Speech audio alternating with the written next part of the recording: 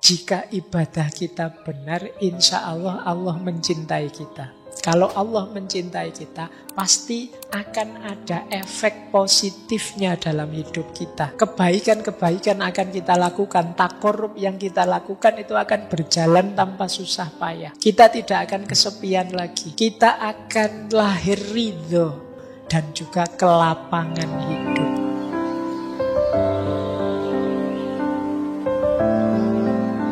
Ada ciri lagi, yaitu menomorsatukan yang dicintai, bahkan dari dirinya sendiri. Kata Syekh Abdul Qadir Jailani, para wali Allah itu senantiasa tidak memiliki kecenderungan hati kepada makhluk, karena cintanya hanya Allah saja. Mereka ini seperti orang peka, tuli, buta. Manakala hatinya dekat dengan Allah, mereka tidak mendengar siapapun kecuali mendengar Allah. Tidak melihat kecuali melihat Allah. Melihat dengan hati. Jadi tidak melihat hatinya kecuali melihat Allah. Melihat dengan hati itu berarti menyadari hadirnya Allah dalam dirinya. Mereka berada di antara jalal dan jamalnya Allah. Di antara jalal dan jamalnya Allah itu, melihat apapun itu dilihat aspek jalaliyah dan jamaliyahnya Allah. Jalaliyah itu keagungan, kebesaran, kekuatannya Allah. Jamaliyah itu keindahannya Allah. Melihat gunung misalnya, melihat gunung yang sedang meletus dahsyat, luar biasa, kita Allahu Akbar. Ini namanya kita lihat jalaliyahnya Allah, kebesarannya Allah. Tapi melihat gunung di pagi hari, misalnya sunrise, luar biasa indahnya ya gunung itu.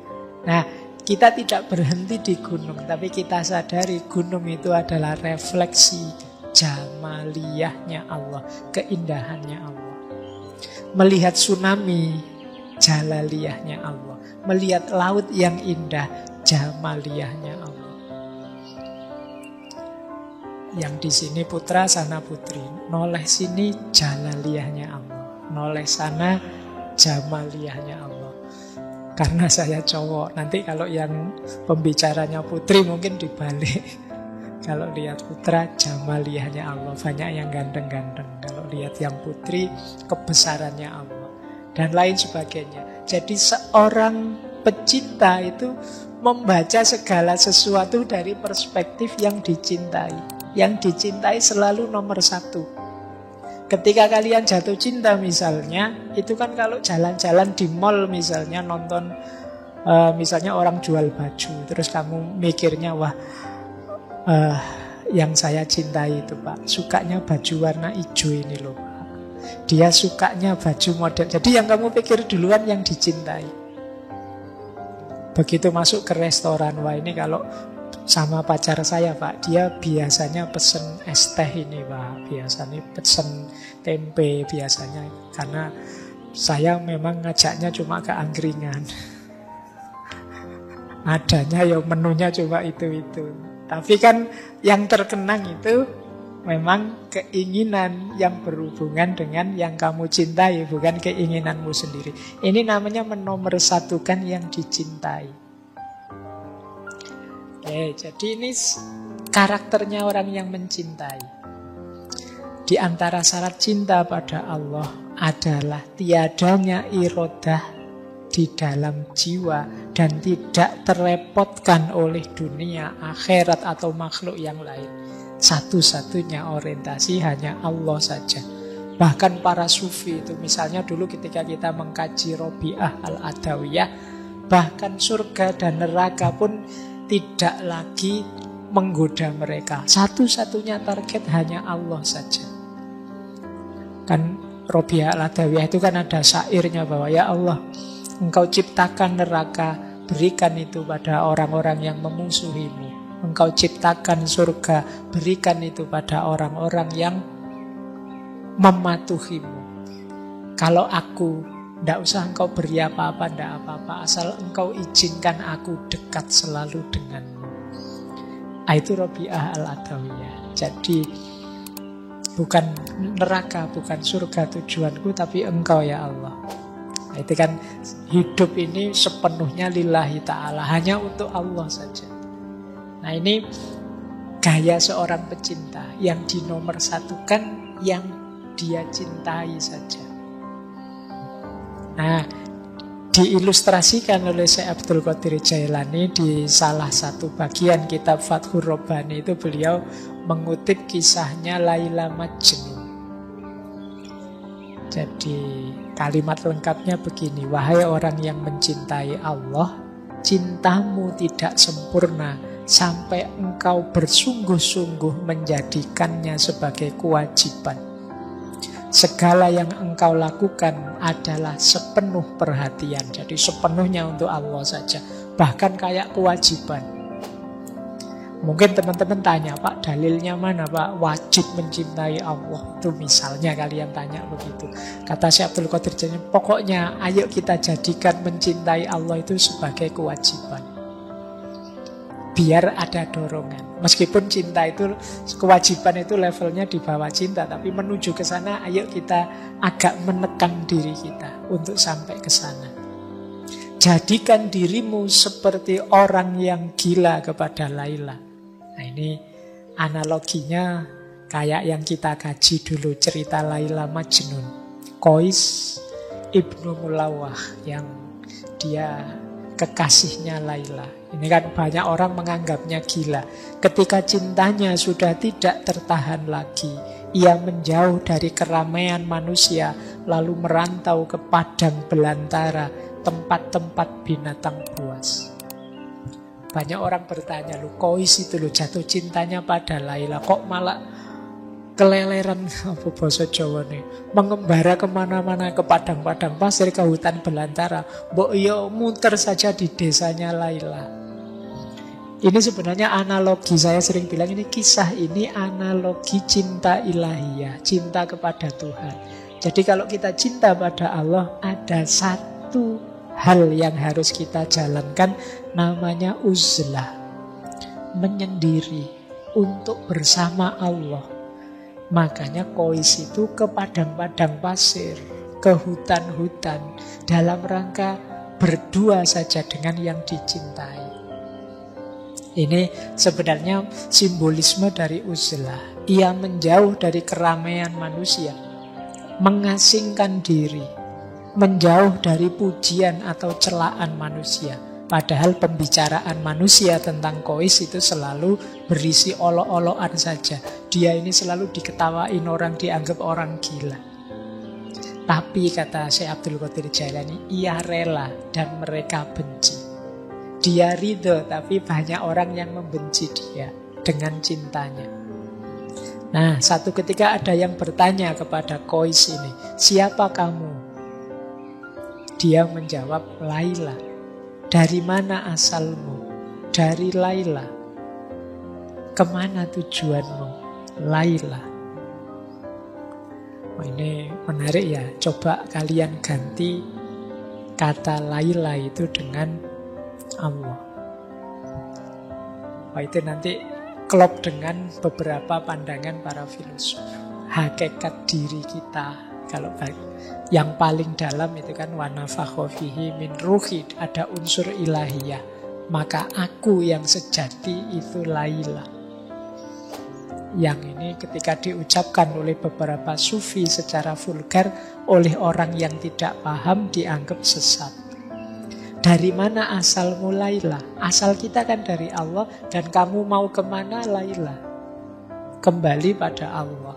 Inna lillahi wa inna ilaihi roji'un. Jadi Qais ini diajak ngobrol apapun tidak nyambung. Dia nyambung kalau diajak ngobrol semacam ini.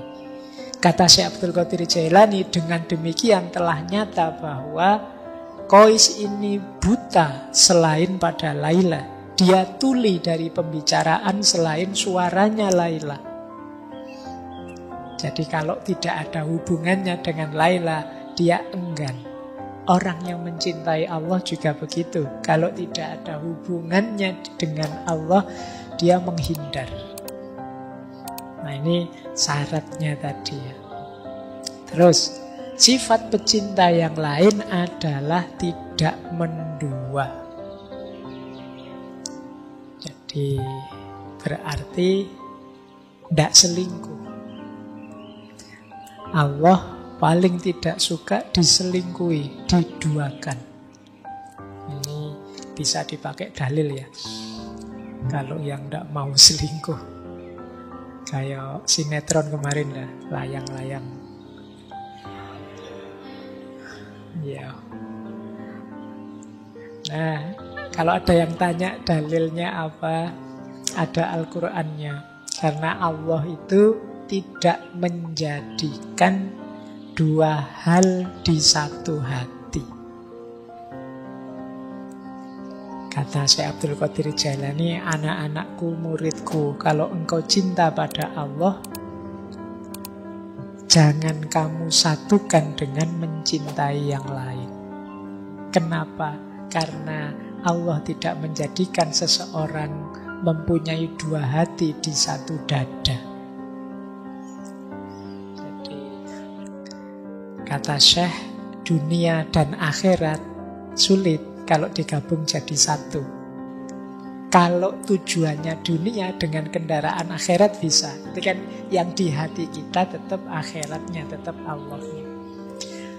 Tinggalkan segala yang fana sehingga kita ketemu yang sejati, yang tidak fana. Di Fathur Rabbani bahkan ada ilustrasi. Nabi Adam ketika dulu di surga, dia salah orientasi cintanya. Dia begitu mencintai surga dengan taman-taman dan keindahannya, yang membuat dia berjarak dari Allah. Bahkan pesannya Allah untuk jangan dekat-dekat di satu pohon pun dilanggar.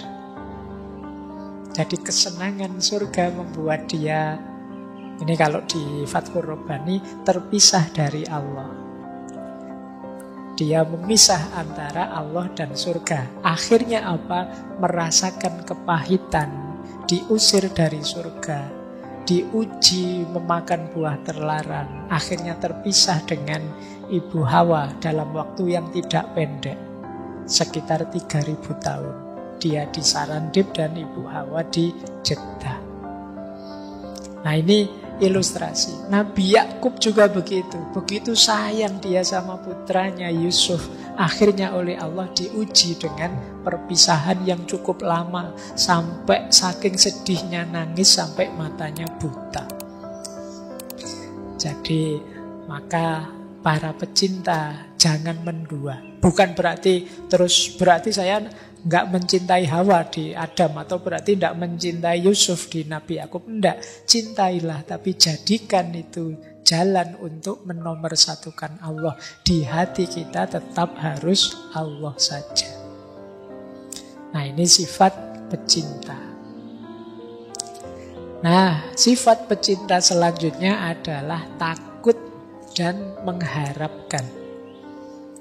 Nanti silahkan teman-teman dibaca sendiri ya. Yang penting saya jelaskan maksudnya. Orang yang mencintai itu takut kehilangan yang dicintai dan mengharapkan ridhonya yang dia cintai.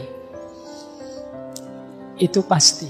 Kalau tidak ada ini, kemungkinan belum cinta. Kamu takut gak ditinggal dia? Enggak Pak, kalau ditinggal yo nyari lagi gitu aja kok repot. Itu pasti belum cinta. Kalau cinta pasti takut ditinggal dan berharap dekat terus, bareng terus. Kepada Allah juga begitu. Ingin dekat terus, ingin bareng terus. Takut Allah murka, takut Allah marah, takut Allah tidak ridho, tidak berkenan. Ini sifat pecinta selanjutnya. Kemudian, nah ini kita masih setengah sebenarnya. Ini jalannya. Jalan kita untuk menempuh cinta ilahiyah atau mahabbah adalah yang pertama uzlah. Jadi menurut Syekh, ini satu paragraf ini saya baca agak menarik. Suatu kecelakaan bagi orang bodoh. Mengapa dia tidak mau belajar? Tapi 7 kali lipat kecelakaan bagi orang berilmu. Mengapa tidak mau beramal? Sehingga lenyap barokah ilmunya dan lepas tanda keilmuannya. Yang benar bagaimana? Berilmulah, beramallah, kemudian jauhkan dirimu sementara dari makhluk untuk menumbuhkan rasa cinta kepada Allah. Karena kalau kamu dekat terus dengan makhluk, kemungkinan besar kamu tergoda dengan dunia. Maka ada jalan yang lebih lurus, lebih utama. Ayo kita cari ilmu, mari kita mengamalkan ilmu. Dengan ilmu dan amal ini, mari kita mendidik diri. Antara lain dengan uzlah sebentar. Uzlah ini menjauh. Ya kalau uzlah ini ya tergantung situasi kita. Teman-teman silahkan mengambil strategi uzlahnya sendiri. Mungkin Pak, saya uzlahnya sepertiga malam terakhir saja ya Pak. Kalau ke gua saya tidak kuat Pak, jauh dari mall misalnya, nggak bisa belanja saya Pak, dan lain sebagainya. Ya tidak apa-apa Pak, saya uzlahnya bisanya seminggu sekali Pak. Ya kalau akhir pekan saja, kebetulan masih jomblo jadi saya sendirian, ada momen untuk uzlah. Uzlah itu dalam rangka apa? Refleksi, muhasabah, menghitung diri demi peningkatan kualitas diri. Jangan terus-terusan kamu terlibat dengan orang lain, dengan makhluk. Khawatirnya kamu tidak kritis. Orang itu kan kalau dekat terus biasanya terus jadi tidak kritis. Jeleknya tidak kelihatan. Nah, jadi berilmu, beramal, kemudian menjauh sebentar untuk refleksi. Dari situ cinta akan muncul, berkembang. Dan kata Syekh di belakang itu, jangan dikira dengan uzlah itu kita akan tenggelam, dilupakan orang. Kata Syekh banyak cerita, dengan kehendaknya Allah justru perbuatan itu mampu memasyhurkan, memperharum namamu di hadapan makhluk. Bahkan semakin menambah bagianmu. Kadang-kadang kan kita heran, para aulia, orang-orang yang dicintai Allah ini kok rasanya kerja apa ya mereka, tapi kok kaya-kaya ya. Kok selalu seolah-olah datang sendiri rezekinya. Mereka masyhur, terkenal, banyak orang ngerti tanpa harus bikin akun Instagram, YouTube dan lain-lain. Mengapa? Ridho Allah, perkenan Allah, dengan kehendaknya Allah. Kalau Allah menganggap bahwa kemasyhuranmu bermanfaat bagi umat, insya Allah akan ditakdir masyhur, harum nama demi kemanfaatan makhluk. Kalian tidak usah sibuk mikir itu. Sibukmu adalah memperbaiki diri, mencintai Allah setulus mungkin. Jadi rumus pertama uzlah. Rumus kedua ridho, apapun ketetapannya. Orang yang dicintai Allah tentu rela atas ketentuannya, tidak memerlukan pertolongan dari selain Dia. Baginya kepahitan seorang fakir adalah kenikmatan. Ridho kepadanya dan merasa nikmat jika bersamanya. Letak kaya itu di pikiran. Nikmat jika sedang merasakan sakit, jinak jika berada dalam ketakutan. Alangkah beruntung wahai orang yang sabar, wahai orang yang rela, wahai orang yang memadamkan hawa nafsunya. Saya lanjutkan. Pecinta Allah adalah tamu di sisinya. Dan tamu tidak milih makanan, minuman, pakaian yang disediakan oleh tuan rumah dalam segala situasinya. Namun jika ia senantiasa terus-menerus berdiam, sabar, rela, maka kepada tamu yang seperti itu katakan gembiralah. atas apa yang engkau lihat dan jumpai. Jadi ini maksudnya, cirinya untuk jalan kita mendapatkan cinta pada Allah adalah ridho. Kita ini ibarat tamunya Allah. Kita ini sahabat yang sedang bertamu kepada Allah. Makanya kita dekat dengan Allah. Tamu yang baik itu ndak milih, ndak pesen makan minum, milih makanan. Kan kita kalau bertamu kan ndak pesen. Wah, saya bertamu siang-siang nih haus, saya minta es teh 2, es teh, kan ndak begitu. Terserah saja tuan rumah ngasih apa, aku ridho, aku rela. Ini menunjukkan kita sayang pada yang kita tamui, yang kita dekati. Dan percayalah, yang kita tamui itu, kalau dia sayang pada kita, karena ini Allah pasti sangat sayang pada kita, yang diberikan pasti yang versi terbaik untuk kita. Meskipun karena keterbatasan-keterbatasan kita, mungkin kita sering kurang bisa membaca versi terbaik ini. Kadang-kadang kita membacanya dianggapnya itu siksaan, dianggapnya itu ujian berat, padahal mungkin manfaatnya banyak. Kayak kita bertamu terus disuguhi jamu misalnya, itu kan bagi kita, wah, orang bertamu kok disuguhi jamu, ya ini dianggap kita orang sakit, apa pahit loh, itu ndak enak diminumnya. Kita ndak sadar bahwa disuguhi jamu itu nanti selesai bertamu kita akan segar luar biasa.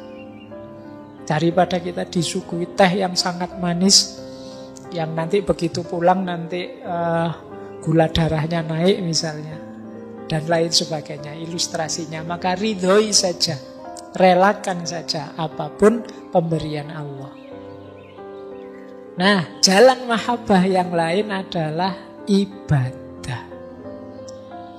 Jangan lupa Syekh Abdul Qadir Jailani itu selain sufi juga faqih. Jadi beliau madhab Hambali. Bahkan ada yang bilang beliau ini pernah jadi mufti di Mesir.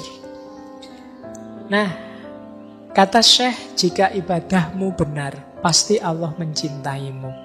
Itu yang engkau rasakan di hatimu, yang membuat hatimu mesra bersamanya. Takorrub pun tanpa disertai susah payah, dan engkau tidak merasa kesepian karena Allah bersamamu. Lalu engkau terus-menerus ridho kepadanya dalam segala hal. Bahkan andai saja dunia ini terasa sempit dan peluang-peluangnya tertutup bagimu, engkau merasa Allah yang maha luas tetap bersamamu. Jadi orang yang mencintai itu, jalur yang diambil adalah jalur ibadah, pengabdian total sepenuhnya kepada Allah. Jadi kalau ada yang nganggap wah sufi itu sudah tidak sholat lagi, tidak ibadah lagi, tidak. Di hampir semua sufi yang sering kita lihat itu selalu menyarankan tidak meninggalkan syariat ibadah. Jika ibadah kita benar, insya Allah Allah mencintai kita. Kalau Allah mencintai kita, pasti akan ada efek positifnya dalam hidup kita. Pasti akan terasa. Kebaikan-kebaikan akan kita lakukan, takorrub yang kita lakukan itu akan berjalan tanpa susah payah. Kita tidak akan kesepian lagi. Kita akan lahir ridho pada Allah. Tadi kan kita disuruh ridho. Kalau kita aktif dan semangat beribadah, di antara keistimewaan yang dianugerahkan Allah adalah ridho dan juga kelapangan hidup.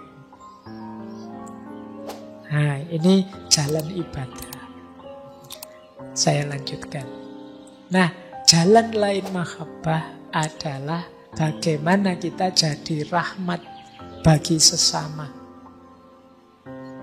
Jadi berarti apa? Kalau kita sudah mencintai Allah, jalan yang lain untuk menumbuhkan cinta Allah pada kita adalah mari kita bekerja, kemudian mengambil manfaat dari kerja kita, membantu fakir miskin, menjadi rahmat bagi sesama.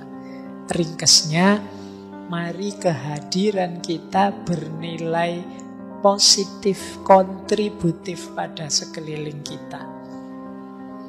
Jangan hanya kita senang-senang gembira karena kedekatan kita pada Allah, kita juga harus peduli sesama. Kita juga harus ikut bersama-sama ngajak mereka, ngajak yang lain untuk juga dekat dan mencintai Allah. Berarti hadir kita jadi rahmat bagi sesama. Kata Syekh, beliau mengutip sabda Rasulullah, manusia itu adalah keluarganya Allah. Dan manusia yang paling dicintai Allah adalah yang paling berguna bagi keluarganya. Mari kita jadi orang yang paling berguna bagi keluarga kita. Siapa keluarga kita? Manusia. Semuanya saja. Ini jalan cinta. Jadi jalan untuk menumbuhkan cintanya Allah pada kita dan cinta kita kepada Allah. Nah, jalan yang lain adalah melakukan segalanya demi dan untuk Allah. Kalau ini sudah sejak awal tadi kita jelaskan, orang yang mencintai itu melakukan apapun niat awalnya karena Allah dan tujuan akhirnya untuk Allah. Mengapa aku melakukan ini? Karena aku tahu Allah ridho dengan yang aku lakukan ini dan tujuannya juga untuk Allah. Jadi dari Allah menuju Allah. Kemudian kita tambah satu lagi aspek, hasilnya apa sih? Mahabbah itu menurut Syekh Abdul Qadir Jailani, buahnya mahabbah yang pertama, kalau ini efek ya, semacam dampaknya. Yang pertama adalah keselamatan. Di paragraf yang saya kutip itu, Syekh Abdul Qadir Jailani mengutip dua orang kekasihnya Allah. Yang pertama Nabi Ibrahim, yang kedua Nabi Musa. Nabi Ibrahim diselamatkan oleh Allah ketika Allah berfirman pada api, jadilah dingin dan menyelamatkan. Jadi orang yang mencintai Allah, dia akan selamat dari apinya dunia, dari terbakar oleh hawa nafsu duniawi. Dia juga sebagaimana Nabi Musa yang diselamatkan dari tenggelam oleh lautan. Kata Syekh Abdul Qadir Jailani, seolah-olah Allah berfirman pada laut, wahai lautan dunia, jangan engkau tenggelamkan hambaku yang tercinta ini. Jadi di antara dampak itu ya teman-teman tidak usah terlalu fokus ke sini. Insya Allah nanti Allah turun sendiri menyelamatkan kita kalau kita mencintainya. Sebagaimana Ibrahim tidak menyangka ternyata api tidak bisa membakar dirinya. Sebagaimana Nabi Musa tidak tahu sebelumnya bahwa tongkat itu bisa membelah laut. Allah menyuruh memukulkan tongkat, ya dipukulkan saja. Ternyata lautnya terbelah. Itu Nabi Musa juga tidak diceritai oleh Allah sebelumnya. Jadi tidak terbayang. Nabi Ibrahim juga begitu. Tapi keimanan, keyakinan, dan kecintaan mereka pada Allah yang membuat mereka mantap. Dan akhirnya ada buah dari kecintaan itu, yaitu keselamatan. Nah, terakhir buahnya mahabbah apa? Ketika kita mencintai Allah, timbal baliknya tidak hanya Allah mencintai kita, tetapi sesama kita dan alam semesta pun akan mencintai kita. Kata Syekh Abdul Qadir Jailani, taubatlah padanya atas luka dosamu. Mendekatlah padanya dengan menjalankan kewajiban dan menjauhi larangannya. Tinggalkan dosa-dosa lahir dan batin. Berbuat baiklah yang nyata, karena itulah yang bisa mengantarmu ke pintunya, mendekat padanya, lalu dia mencintaimu, dan cinta itu membuatmu bisa cinta pada sesama. Rasa cinta padanya akan membuahkan cinta pada sesama makhluk. Dan pada gilirannya, bila Allah dan semua malaikatnya mencintaimu, semua makhluk pun mencintaimu. Jadi ketika kita mencintai Allah, Allah mencintai kita. Semua makhluknya pun pada gilirannya akan mencintai kita. Meskipun nanti di kalimat terakhir Syekh Abdul Qadir Jailani menyebut kecuali orang-orang yang kufur, yang ingkar, dan orang-orang yang munafik, yang palsu. Karena orang-orang ini ada pada gelombang yang berbeda. Mereka tidak ada di frekuensi kita, tidak selaras. Jadi energinya tidak selaras, tidak sama. Makanya dia sulit. Mungkin orang-orang yang palsu, yang munafik tadi justru benci melihat kita dalam cinta. Nah, terakhir, sebenarnya waktunya sudah jam 10 nanti. Ada satu bagian yang saya senang dari Syekh Abdul Qadir Jailani tentang cinta ini. Saya baca lengkap untuk menutup sesi kita malam hari ini. Ini peringatan pada anak-anak muda. Wahai anak-anak muda, kan yang malam hari ini yang hadir insya Allah muda semua, kecuali yang tidak. Ya, yang tidak termasuk saya. Wahai anak-anak muda, waspadalah.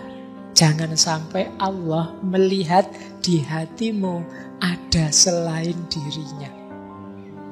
Nah, jangan sampai ada bibit-bibit cinta selain dirinya. Ya paling tidak malulah. Waspadalah, jangan sampai Allah melihat di dalam hatimu ada rasa takut kepada selain dirinya. Ada harapan kepada selain dia. Dan ada kecintaan kepada selain dia. Hendaklah engkau berusaha membersihkan kalbumu dari selain dirinya. Hendaklah engkau tidak memandang kemudorotan ataupun manfaat, kecuali itu datang dari Allah belaka. Engkau selalu dalam rumahnya dan menjadi tamunya.